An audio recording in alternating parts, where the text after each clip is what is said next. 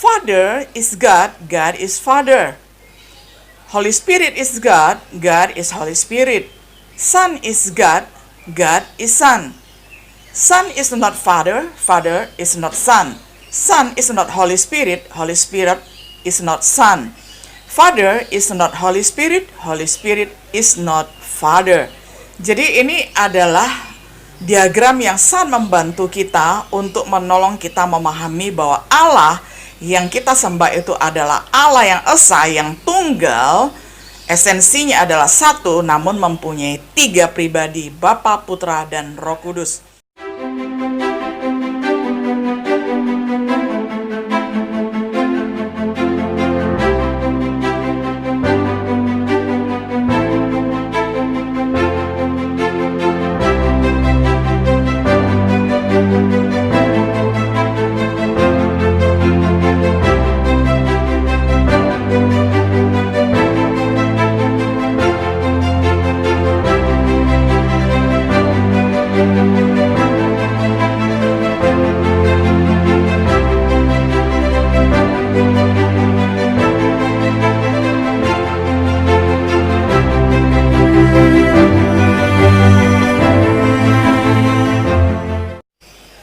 Shalom sahabat setia yang dikasihi oleh Tuhan.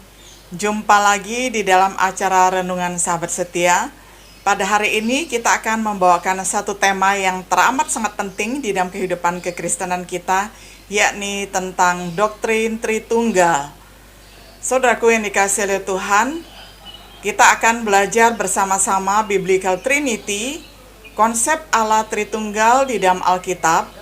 Kita mau memperhatikan bahwa konsep Tritunggal atau ajaran Trinitas atau Tunggal Tritunggal itu bukanlah suatu kebenaran yang diperoleh melalui akal budi semata-mata, tetapi itu adalah suatu kebenaran yang dapat diketahui melalui penyataan atau wahyu Allah melalui Alkitab. Pertama-tama, marilah kita memperhatikan esensi hakikat Allah Tritunggal atau Tunggal Tri. Kita perhatikan bahwa Allah itu adalah Allah yang esa. Tiap-tiap pribadi itu adalah Allah. Ketiga pribadi di dalam keesaan itu tidak berkontradiksi satu dengan yang lainnya. Dan setiap pribadi Allah sama esensinya, tidak ada yang lebih tinggi. Dan ketiga pribadinya, yakni Bapa, Putra, dan Roh Kudus, itu adalah setara. Tritunggal adalah misteri yang tidak pernah dapat dimengerti sepenuhnya oleh rasio ataupun akal budi manusia. Jadi ketika kita belajar tentang doktrin Tritunggal, doktrin yang sangat penting ini ataupun Biblical Trinity, ini sepenuhnya kita bergantung kepada wahyu Allah yang sudah Allah sampaikan melalui Alkitab. Dan itu yang kita pelajari, jadi kita tidak menambah dan tidak menguranginya. Mari kita perhatikan bahwa ajaran Alkitab di dalam Perjanjian Lama dan Perjanjian Baru itu seiring sekata. Kita melihat bahwa baik Perjanjian Lama maupun Perjanjian Baru mengajarkan bahwa Allah itu adalah Allah yang esa, Allah yang satu, Allah yang tunggal. Saya bacakan untuk kita semua dari Ulangan 6 ayat 4 dan seterusnya. Nanti bisa saudara baca sendiri. Saya hanya baca satu ayat saja. Dengarlah hai Israel, Tuhan itu Allah kita, Tuhan itu esa. Kemudian perwakilan dari Perjanjian Baru dari 1 Timotius 1 ayat 17. Hormat dan kemuliaan sampai selama-lamanya bagi Raja segala zaman, Allah yang kekal, yang tidak nampak, yang esa. Amin. Nah, ini adalah dua ayat yang mewakili Perjanjian Lama dan Perjanjian Baru yang mengajarkan tentang hakikat ataupun esensi Allah yang kita sembah itu adalah Allah yang esa, Allah yang tunggal. Namun Allah yang tunggal itu memiliki tiga pribadi di dalam satu esensi. Saya bacakan untuk kita semua dari Mazmur 2 ayat 7. Ia berkata kepadaku, anakku engkau telah kuperanakan hari ini. Kemudian di dalam Yesaya 6 ayat 1, dalam tahun matinya Raja Uzia, aku melihat Tuhan duduk di atas tahta yang tinggi dan menjulang. Lalu satu lagi dari Kejadian 1 ayat 3, Roh Allah melayang-layang di atas permukaan air. Nah, ini menyatakan tentang ada 3 pribadi di dalam satu esensi Allah yang tunggal. Nah, lalu di dalam Perjanjian Baru, dari 1 Petrus 1 ayat 2, yaitu orang-orang yang dipilih sesuai dengan rencana Allah, Bapa kita dan yang dikuduskan oleh Roh. Lalu di dalam Matius 3 ayat 17, lalu terdengarlah suara dari surga yang mengatakan, inilah anak yang kukasihi, kepadanya lah aku berkenan. Lalu dari Kisah Para Rasul 5 ayat 4, engkau bukan mendustai manusia, tetapi mendustai Allah. Saudara, ini adalah ayat-ayat Alkitab yang banyak sekali yang menyatakan bahwa Allah kita mempunyai satu esensi, satu hakikat, yakni Allah yang esa, yang satu, yang tunggal, namun mempunyai 3 pribadi ataupun person. Nah, Allah Tritunggal, pribadi dari esensi yang sama ini, memiliki atribut yang sama. Kalau kita perhatikan melalui tabel ini, maka baik Bapa, Putra, dan Roh Kudus, itu ayatnya banyak sekali, saudara bisa baca sendiri di sana. Itu sama-sama mengatakan bahwa atribut ataupun sifat moral Allah itu, Bapa, Putra, dan Roh Kudus sama-sama kekal, sama-sama maha kuasa, sama-sama maha tahu, sama-sama maha hadir, sama-sama maha kudus, sama-sama benar, sama-sama maha kasih.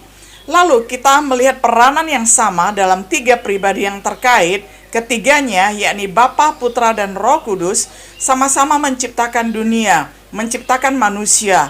Lalu ketika baptisan Yesus, kelihatan sangat nyata ada suara dari langit yang menyatakan itu adalah Bapa. Lalu Yesus dibaptis oleh Yohanes Pembaptis di Sungai Yordan.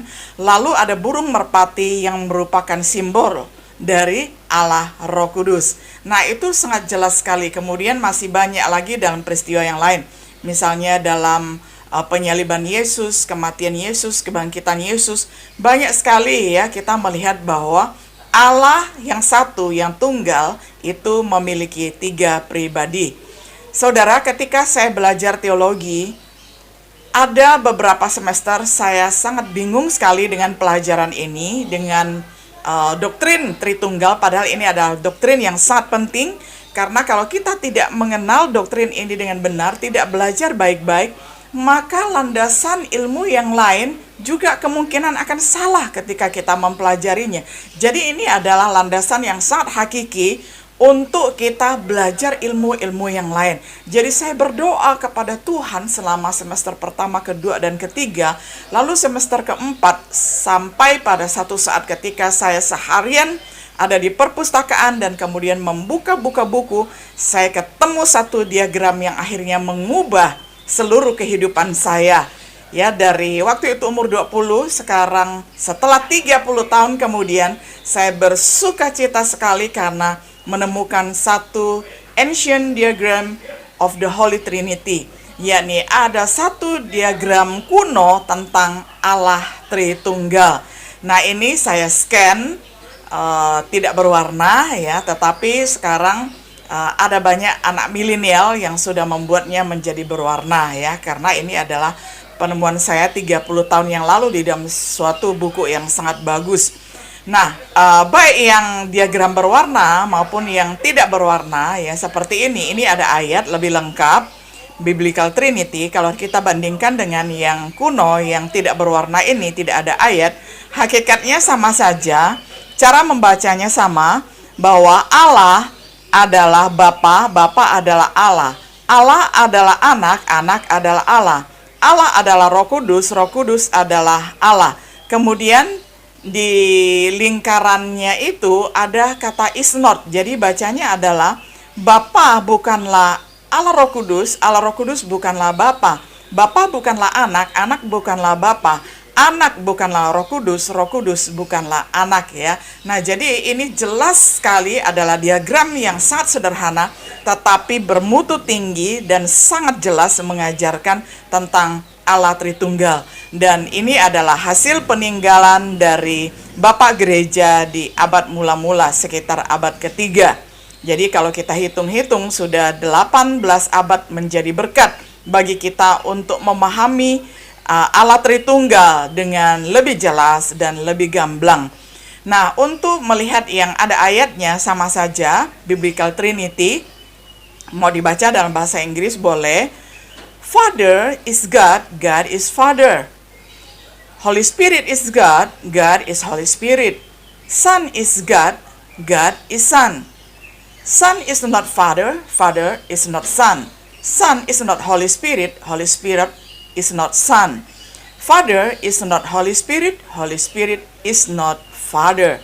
Jadi ini adalah diagram yang sangat membantu kita untuk menolong kita memahami bahwa Allah yang kita sembah itu adalah Allah yang esa, yang tunggal. Esensinya adalah satu, namun mempunyai tiga pribadi, Bapa, Putra, dan Roh Kudus. Nah, ada satu lagi diagram yang berwarna juga, sama ya, esensinya sama, mengajarkan tentang doktrin Tritunggal. Nah, saudara, setelah kita memahami bahwa Allah yang disembah oleh orang Kristen, Biblical Trinity ataupun Allah Tritunggal sesuai dengan ajaran Alkitab, maka sekarang kita mau melihat bahwa sepanjang sejarah ada banyak sekali ajaran yang salah tentang Allah Tritunggal. Jadi setelah kita belajar konsep yang benar dari Alkitab, sekarang kita mau bandingkan dengan konsep yang salah yang terjadi sepanjang abad, bahkan sampai pada saat ini masih beredar ajaran yang mirip-mirip dengan ajaran yang salah atau ajaran yang sesat. Mari kita perhatikan ya, beberapa ajaran yang salah tentang Allah Tritunggal itu bernama yang pertama Unitarianism. Nah, Unitarianism ini mengajarkan bahwa Allah itu terdiri dari 3 unit, yakni unit Bapa sebagai pencipta, unit Putra sebagai makhluk ciptaan, dan unit yang ketiga itu Allah Roh Kudus, itu bukanlah pribadi. Jadi kata tanyanya itu bukanlah who tetapi what. Ya, apa dia? Dia cuma angin, dia cuma suatu kuasa saja. Jadi bukan satu pribadi ya. Ini adalah ajaran Unitarianism bahwa Allah terdiri dari unit-unit. Nah, lalu ajaran kedua yang salah itu diajarkan oleh Sabellius, ajarannya menjadi Sabellianism, itu mengajarkan tentang modalistic Trinity, bahwa Allah itu esa, namun mempunyai 3 pribadi yang berganti ataupun berubah. Yakni pada zaman Perjanjian Lama, Allah dikenal sebagai Bapa. Lalu ketika Perjanjian Baru, Allah dikenal sebagai Yesus Kristus, yakni Putra Allah. Lalu setelah Yesus naik ke surga, lalu Allah itu menjadi Allah Roh Kudus, yakni di zaman sekarang. Nah, ini adalah ajaran tentang modalistic Trinity yang diajarkan oleh Sabellius ya. Saat ini pun masih banyak orang yang menganut pengajaran ini karena tidak hati-hati dan tidak jeli memperhatikannya. Nah, lalu ada ajaran yang ketiga yang paling sering sekali orang menuding Allahnya orang Kristen itu menyembah 3 Allah. Ini namanya ajaran yang salah tentang Allah Tritunggal, itu adalah ajaran Triteism ataupun Triteisme.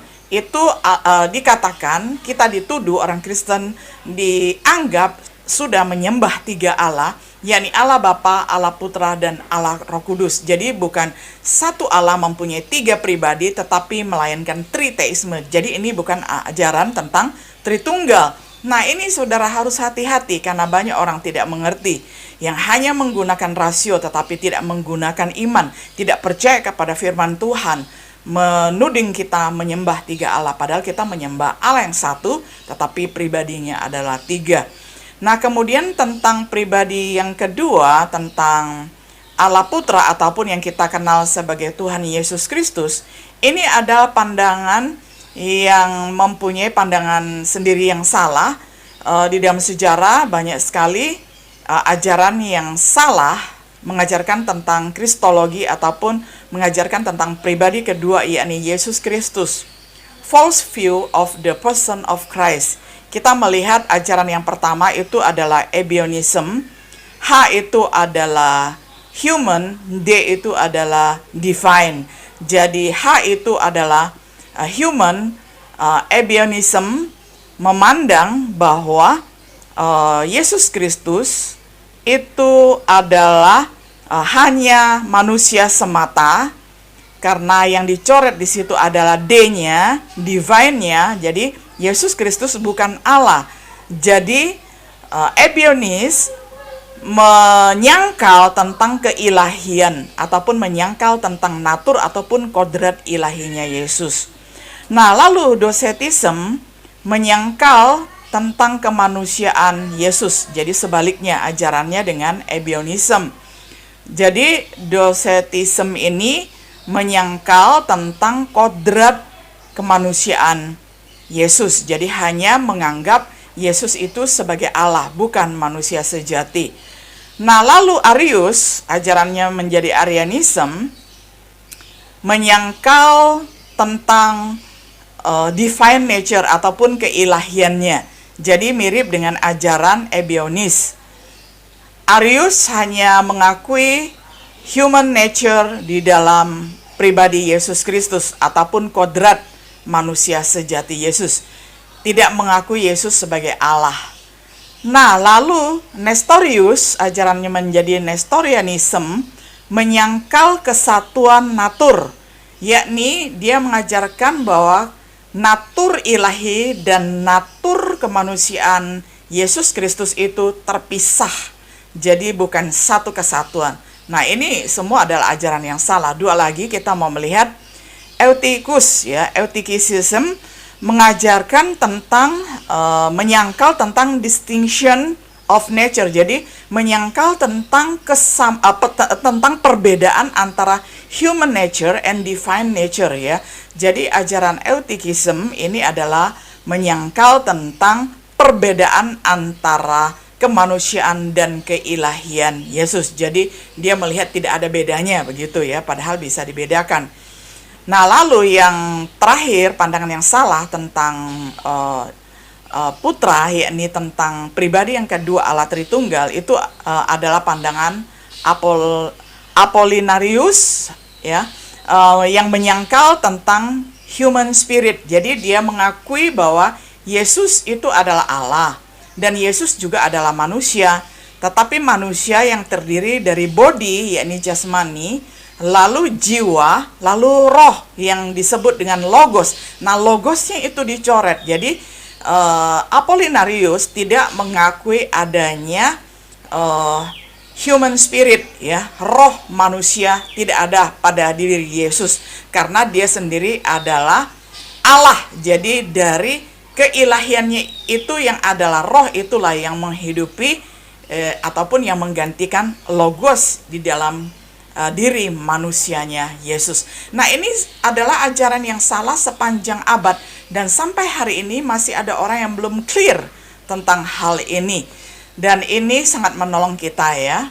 Di dalam kelas teologi, saya sering sekali menjelaskan memakai bagian ini karena sangat mudah untuk menolong pemahaman mahasiswa teologi dan juga orang-orang Kristen yang mau belajar serius tentang Allah Tritunggal.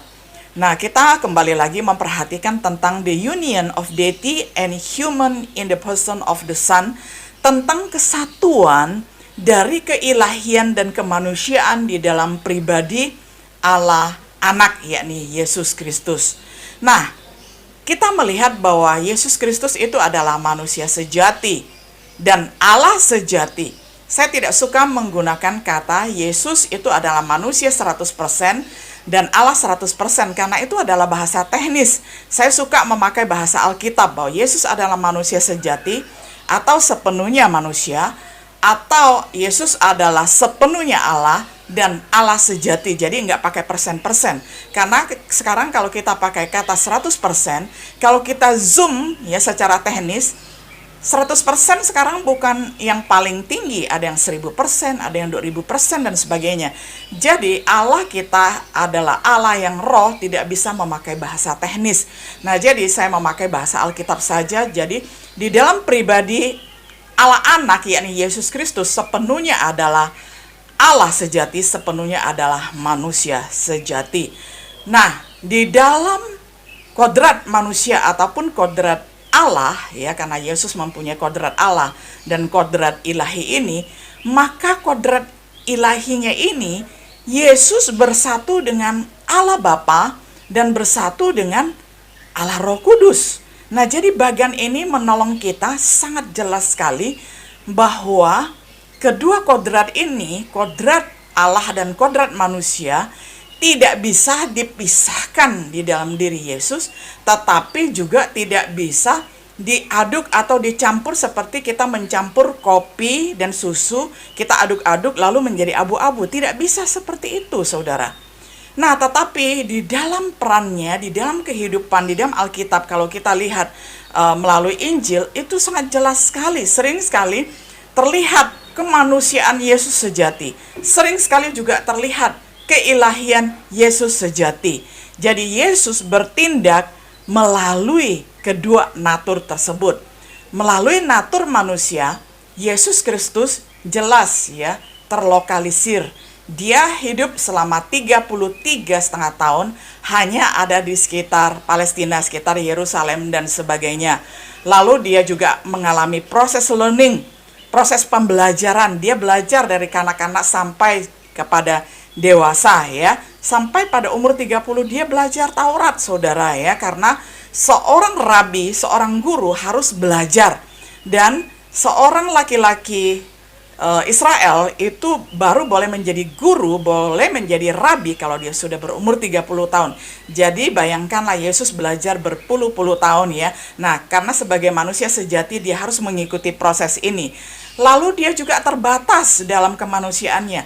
Waktu dia hidup 33,5 tahun ada di sekitar Palestina dan sekitarnya, saya yakin dia tidak pernah datang ke Indonesia. Karena apa? Karena secara body, secara human nature, secara kemanusiaan, dia cuma ada di sana ya, di sekitar Yerusalem ya, dan tidak ada di Indonesia dan negara-negara yang lain. Tetapi jangan lupa, dia adalah Allah sejati juga. Sebagai Allah sejati, dia omnipresent, artinya dia adalah Allah yang maha hadir. Lalu dia juga adalah omniscience, dia adalah Allah yang maha tahu, dan dia adalah omnipotent, Allah yang maha kuasa. Nah, inilah uniknya mempelajari tentang kristologi ataupun putra ataupun oknum kedua, person kedua, pribadi kedua di dalam Allah Tritunggal. Nah, sekarang saudara, hal yang ketiga, kita mau belajar tentang ilustrasi yang salah tentang Allah Tritunggal. Sering sekali kita mendengarkan ada khotbah-khotbah yang mencoba menggambarkan bahwa Allah Tritunggal itu adalah seperti mangga yang terdiri dari kulit, biji, dan isi. Apakah ini bisa menggambarkan Allah Tritunggal? Mari kita bedah. Saya coret, tidak bisa. Alasannya apa? Alasannya adalah mangga terdiri dari satu esensi, tetapi terdiri menjadi 3 bagian, ataupun terbagi menjadi 3 bagian. Jadi ini tidak bisa dijadikan ilustrasi tentang Allah Tritunggal. Kalau ilustrasi ini dipaksakan, maka ini kembali lagi seperti kita mengikuti ajaran Sabellius. Ilustrasi mangga ini mirip sekali dengan ajaran sesat yang bernama Sabellianism, yakni modalistic trinity. Nah, lalu ada ilustrasi yang kedua. Banyak pengkhotbah yang mengajarkan bahwa Allah Tritunggal itu bagaikan air yang kalau dipanaskan menjadi uap, lalu kalau dibekukan menjadi es batu, lalu kalau tidak diapa-apakan ya tetap cair seperti itu ya, jadi air mancur. Nah, apakah Allah seperti itu? Nah, mari kita bedah. Tidak demikian, saudara. Ini adalah ilustrasi yang salah. Alasannya apa? Alasannya air itu satu esensi, tetapi uap, es, dan cairan itu adalah 3 bentuk yang berbeda. Nah, tentu saja ini adalah hal yang salah, karena Allah Tritunggal satu esensi dan 3 pribadi, bukan 3 bentuk. Nah, kalau ajaran ini dipaksakan, maka kembali lagi mirip dengan ajaran Sabellianism, ya, modalistic trinity. Nah, lalu ada lagi pengkhotbah yang sangat pede, yang berkhotbah dengan sampai semangatnya berasap-asap begitu ya, mengajarkan bahwa Allah Tritunggal itu bagaikan lilin 1, lilin 2, dan lilin 3.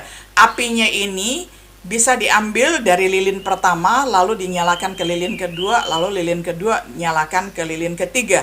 Jadi esensinya satu tetapi mempunyai 3 lilin.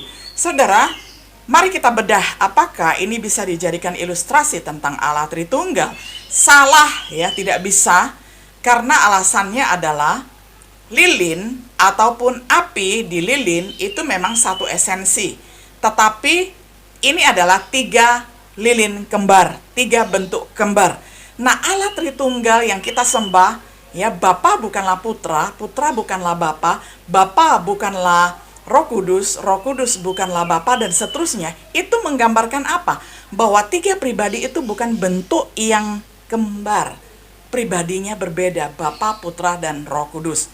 Nah, lalu ada lagi doktrin yang salah tentang Tritunggal yang banyak sekali orang menyangka kita menyembah kepada 3 Allah, yakni adalah doktrin triteism, yakni 3 Allah, yakni Allah Bapa, Allah Putra, dan Allah Roh Kudus, dan itu bukan satu kesatuan, tetapi itu adalah 3 Allah. Jelas kita tidak menyembah 3 Allah. Kita menyembah satu Allah, ya, tetapi 3 pribadi yang berbeda. Karena di dalam satu esensi Allah terdapat 3 oknum atau 3 person atau 3 pribadi.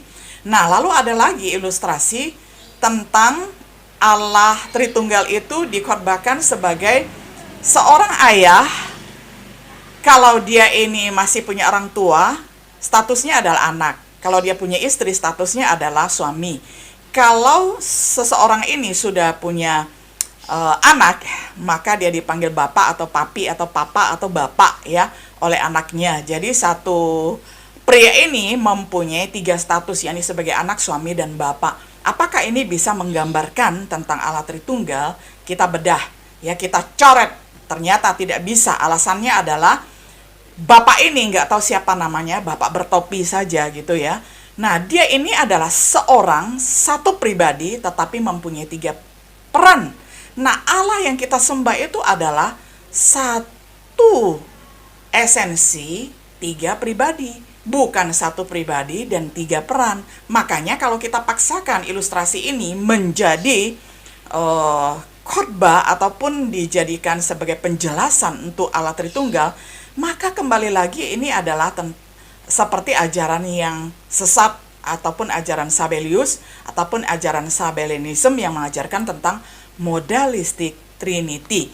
Nah, lalu ada lagi ilustrasi yang salah tentang Allah Tritunggal, tentang seorang manusia, entah itu anak, entah itu wanita, entah itu pria, terdiri dari tubuh, jiwa, dan roh. Apakah ini benar? Mari kita bedah. Ternyata ini salah. Alasannya apa? Alasannya adalah setiap orang itu adalah satu pribadi dan 3 esensi. Kalau kita adalah penganut trikotomi, ya, banyak orang yang tidak menganut trikotomi. Kalau saya bukan penganut trikotomi, karena manusia itu adalah satu kesatuan. Nah, jadi kalau penganut trikotomi membagi manusia menjadi tubuh, jiwa, dan roh, maka alasannya adalah ini adalah satu pribadi dan 3 esensi. Jadi berbanding terbalik dengan pribadi Allah Tritunggal yang satu esensi dan 3 pribadi. Kalau ilustrasi ini dipaksakan, maka akan mirip dengan Allah yang digambarkan dengan ajaran yang salah, ajaran Sabellianism, yakni ajaran Unitarianism, ya, ini Unitarianism, yakni Allah sebagai pencipta, makhluk ciptaan, dan bukan pribadi. Jadi Allah terdiri dari unit-unit. Nah, jadi saudaraku yang dikasihi oleh Tuhan, kita melihat inilah, ya, betapa pentingnya kita belajar pelajaran yang benar tentang Allah Tritunggal.